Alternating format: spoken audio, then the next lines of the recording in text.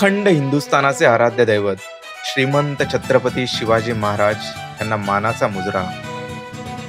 मंडळी, आज आपण आलो आहोत डोंबिवलीतील शांताराज युवा प्रतिष्ठान आयोजित भव्य सादरीकरण पाहण्यासाठी।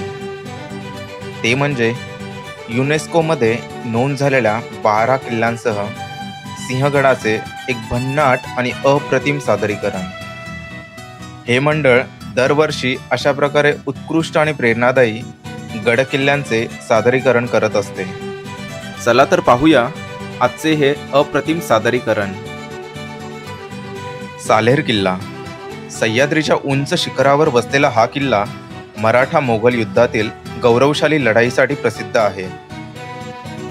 इतिहास आणि निसर्ग दोन्हीचा संगम इथे अनुभवायला मिळतो। हा किल्ला 1671 मध्ये छत्रपती शिवाजी महाराजांनी स्वराज्यात घेतला होता आणि 1672 मध्ये मुघलांविरुद्ध झालेल्या प्रसिद्ध लढाईसाठी ओळखला जातो। या किल्ल्याला पौराणिक महत्त्व देखील आहे। शिवनेरी किल्ला हा किल्ला पुणे जिल्ह्यातील जुन्नर शहराजवळ असलेला एक ऐतिहासिक किल्ला आहे। हा छत्रपती शिवाजी महाराज यांचे जन्मस्थान असून तो 7 दरवाजे आणि मजबूत तटबंदीसाठी ओळखला जातो। किल्ल्यावर शिवाई देवीचे मंदिर आणि जिजामाता व बाल शिवाजी यांच्या प्रतिमा आहेत।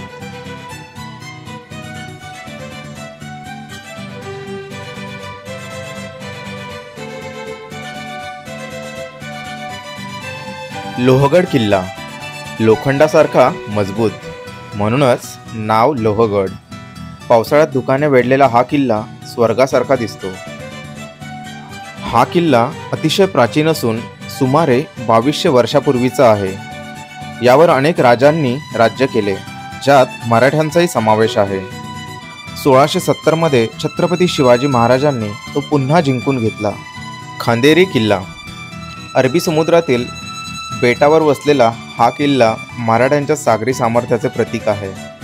येथून समुद्रावरचे नियंत्रण राखले जायचे।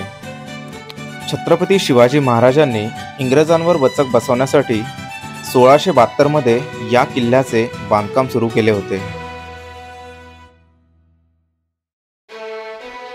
रायगड किल्ला हाच तो रायगड जिथे छत्रपती शिवाजी महाराजांचा राज्याभिषेक झाला। राजांचा गड म्हणून याचे नाव इतिहासात अजरामर आहे। या किल्ल्यावर नगारखाना, राज्याभिषेकाचे ठिकाण, हिरकणीचा बुरुज, टकमक टोक आणि मानवनिर्मित तळे यासारखे ठिकाणे आहेत।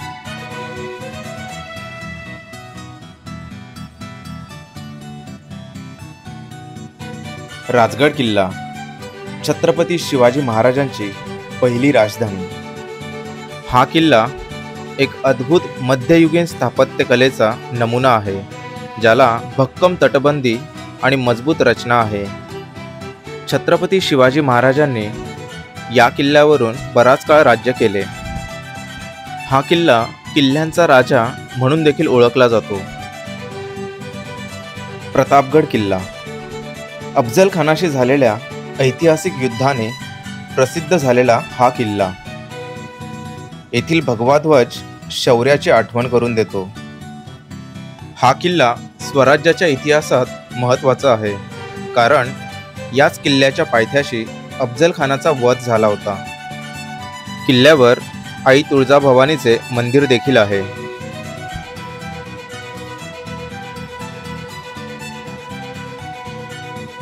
सुवर्णदुर्ग किल्ला समुद्राच्या मध्यभागी वसलेला सुवर्णदुर्ग मराठा नौदलाच्या वैभवाचा साक्षीदार आहे। इथून शत्रू नौकांवर कडक पहारा ठेवला जात असे। हा किल्ला छत्रपती शिवाजी महाराजांच्या काळात मराठा आरमाराचा एक महत्त्वाचा भाग होता, जो अरबी समुद्रातील एका खडकाळ बेटावर बसलेला आहे। पन्हाळा किल्ला कोल्हापूर जवळील हा विशालगड छत्रपती शिवाजी महाराजांच्या अनेक मोहिमांचा साक्षीदार आहे। या किल्ल्याचा इतिहास मराठा, मुघल आणि ब्रिटिश यांच्याशी जोडलेला आहे।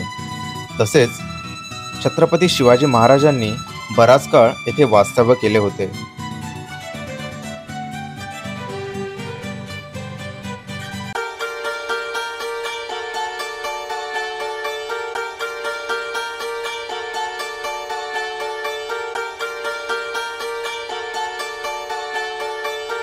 विजयदुर्ग किल्ला. सागरी संरक्षणासाठी प्रसिद्ध असा हा किल्ला मराठा नौदलाची ताकद दर्शवतो. इथल्या भिंती समुद्राच्या लाटांनाही तोंड देतात. हा किल्ला सुमारे 17 एकर क्षेत्रात पसरलेला असून त्याला 3 तटबंद्या आहेत आणि तो तिन्ही बाजूनी समुद्राने वेढलेला आहे.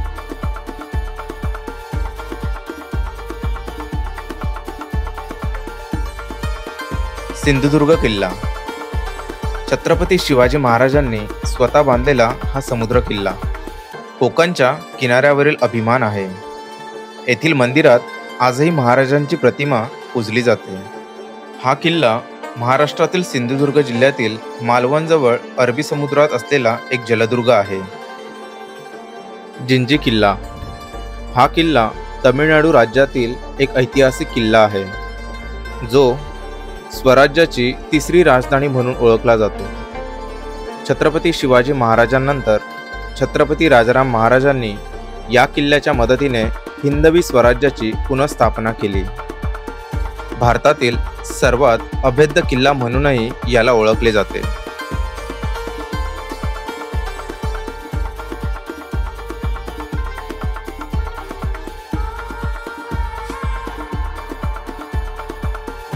ही भूमी वीरांची आणि या भूमीत जन्मला तो महान योद्धा छत्रपती शिवाजी महाराज.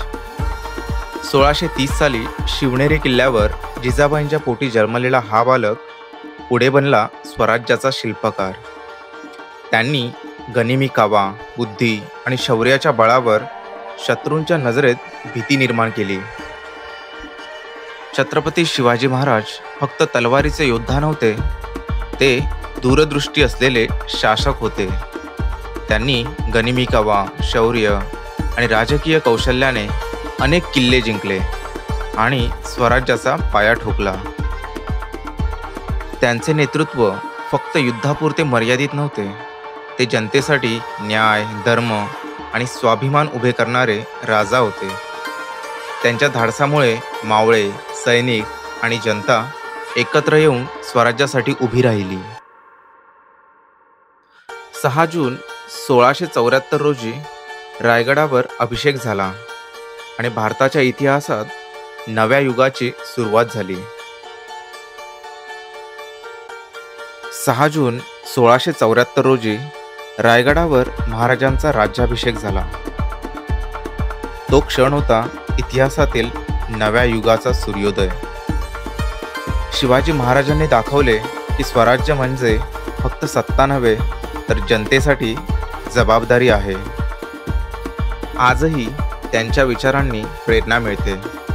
शौर्य, स्वाभिमान आणि देशभक्तीचे तेज कायम प्रज्वलित ठेवण्यासाठी.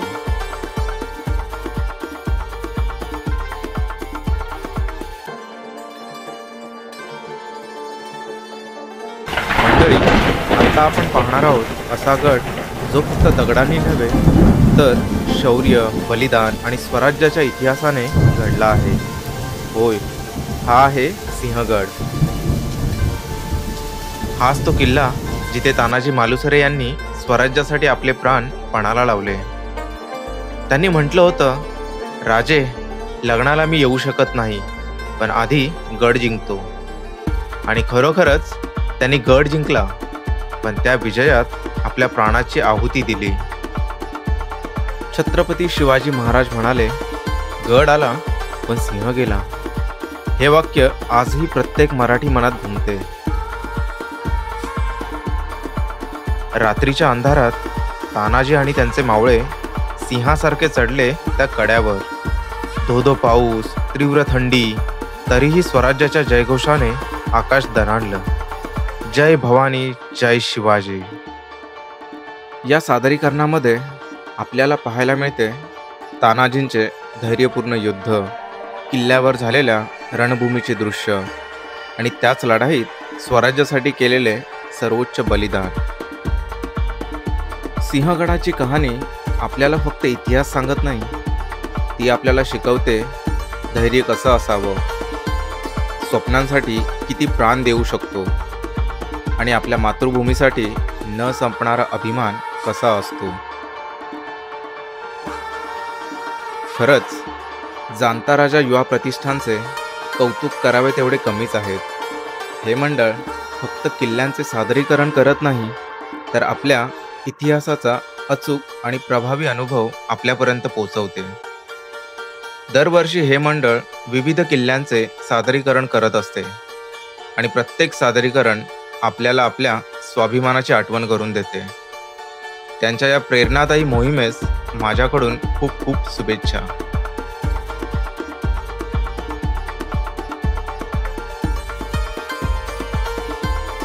मंडळी, कशी वाटली तुम्हाला ही माहिती?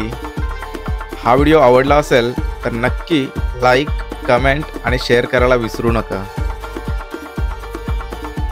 आणि हो, आपल्या चॅनलला सबस्क्राईब केलं नसेल तर आत्ताच करा, जेणेकरून पुढच्या व्लॉगमध्ये पुन्हा भेटता येईल.